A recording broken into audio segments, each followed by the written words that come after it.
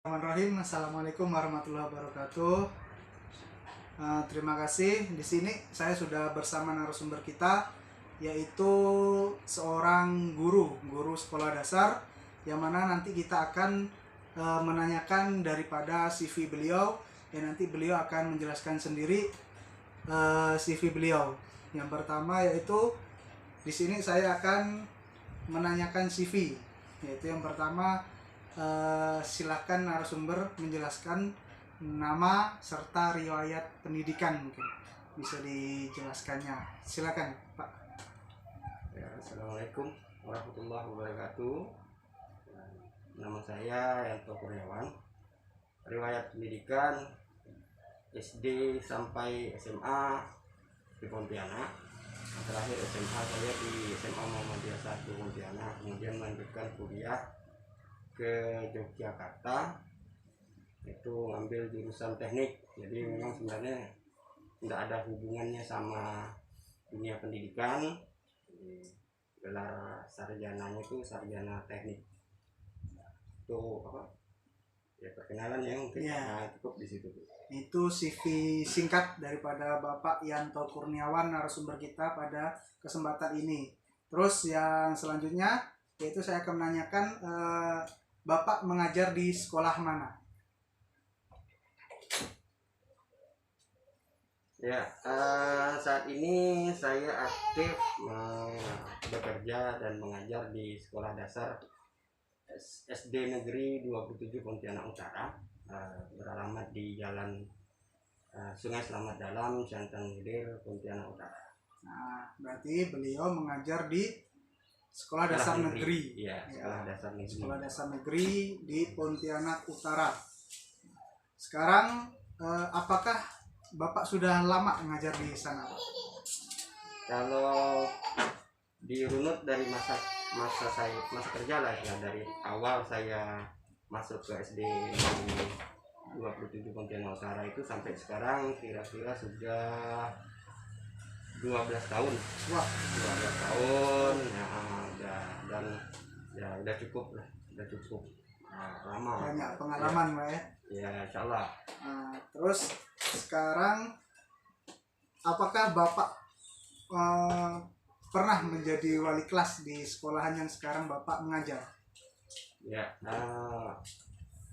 kalau untuk sebagai apa, karena begini, untuk diceritakan sedikit bahwa kalau dulu itu kami kekurangan guru, jadi PNS terutama, karena maaf saya guru pengajar juga honor di SDN 27 Pontianak Utara.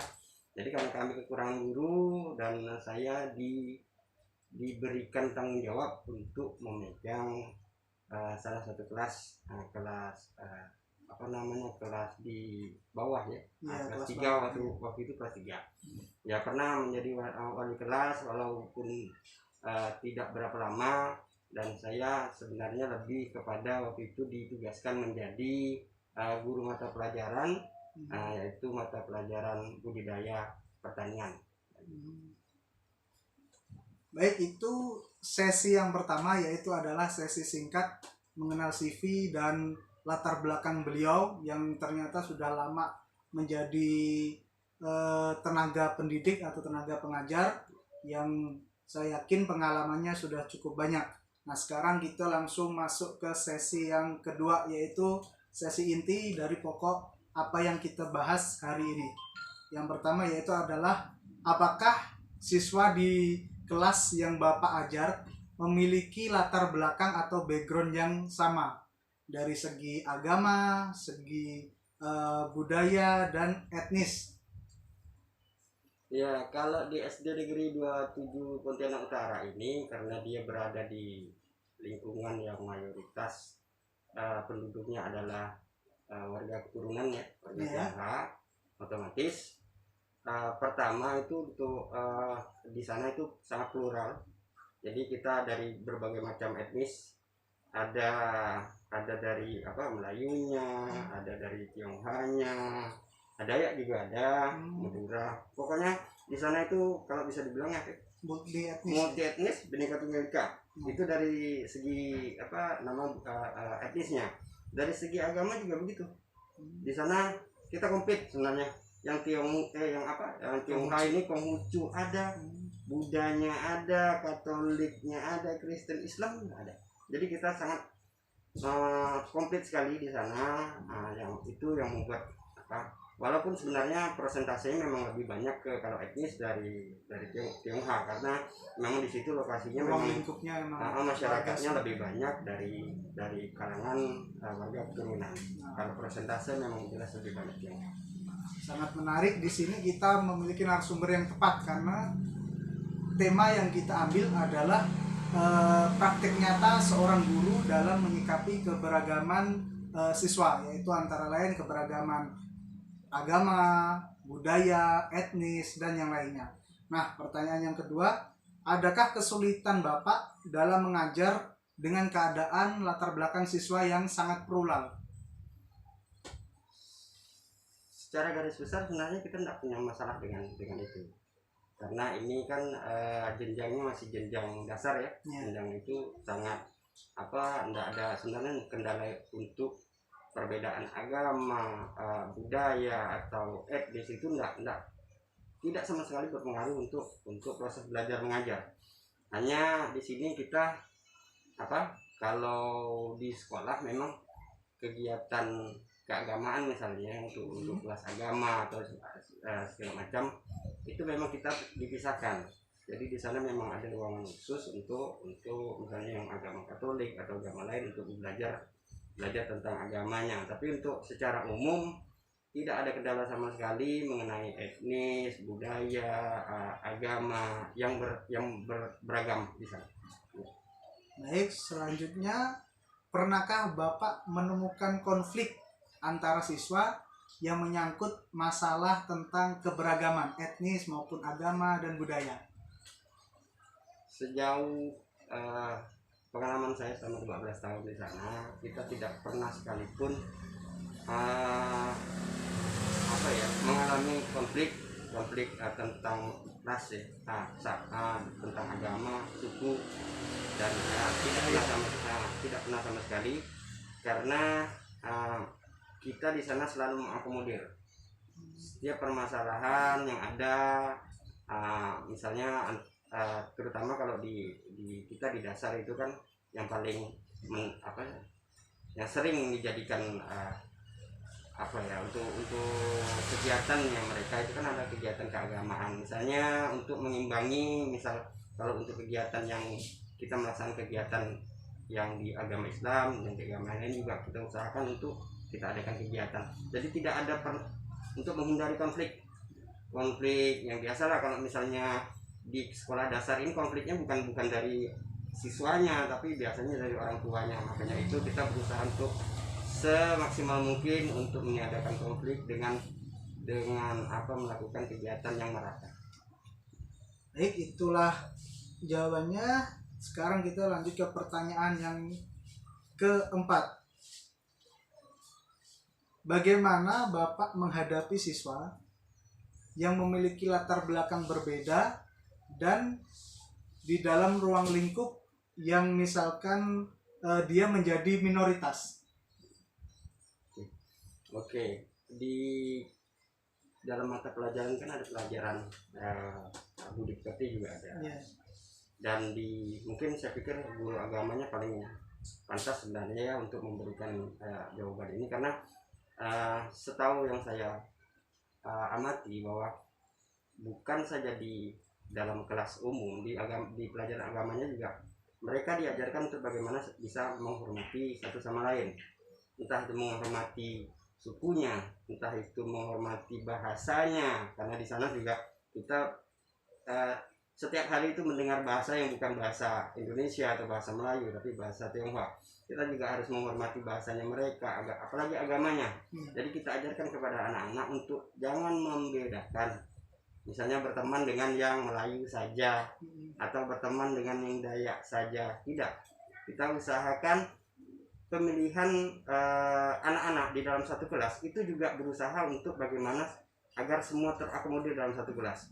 Jadi tidak yang satu misalnya di kelas A itu Islam saja atau B itu Katolik saja, tidak. kita berusaha untuk satukan mereka dalam satu kelas agar apa? Mereka berinteraksi, dan di situ kita akan ajarkan toleransi yang sebenarnya, saling menghargai, jadi menghindari konflik itu yang tadi. Baik, itu pemaparan dari Bapak Yanto Kurniawan di pertanyaan yang keempat. Nah, sekarang saya akan menanyakan intinya nih, yaitu adakah metode khusus atau ibaratkan trik khusus yang dilakukan oleh pihak sekolah, terutama guru dan wabil khususnya adalah Pak Yanto, untuk mengatasi keberagaman tersebut? Oke, guru pengajar ini kan diharapkan untuk bisa kreatif, empatik gitu ya, untuk menyikapi keberagaman ini. Biasanya salah satu cara paling mudah dan paling simpel dilakukan oleh guru-guru, ya, termasuk saya, adalah menyatukan mereka yang misalnya yang bukan seetnis atau seagama dalam satu bangku. Itu hal kecil, kelihatannya kecil, tapi sebenarnya manfaatnya besar, dan kita mulai dari situ. Karena apa? Interaksi mereka dalam satu meja itulah yang akan mereka kenang, akan membuat mereka akrab, dan itu nanti akan terbawa sampai mereka dewasa. Mereka akan tahu, oh, temanku yang dulu si B, dia agamanya Katolik misalnya, dia agamanya Buddha misalnya, gitu kan. Mereka akan ingat itu. Mudah-mudahan dengan cara demikian kita akan mengajarkan kepada anak-anak didik kita bahwa jangan ada perbedaan, jangan ada gap gitu ya, baik itu gap agama atau yang lain-lain. Itu saya pikir metode paling mudah yang dilakukan oleh guru untuk meminimalisir tadi perbedaan, dan untuk mengakomodir semua etnis atau agama yang ada di kelas. Baik, sekarang pertanyaan selanjutnya adalah, adakah dampak negatif atau positif jika di dalam kelas terdapat keberagaman latar belakang siswa? Saya pikir negatifnya untuk sekolah dasar saya pikir tidak ada sama sekali.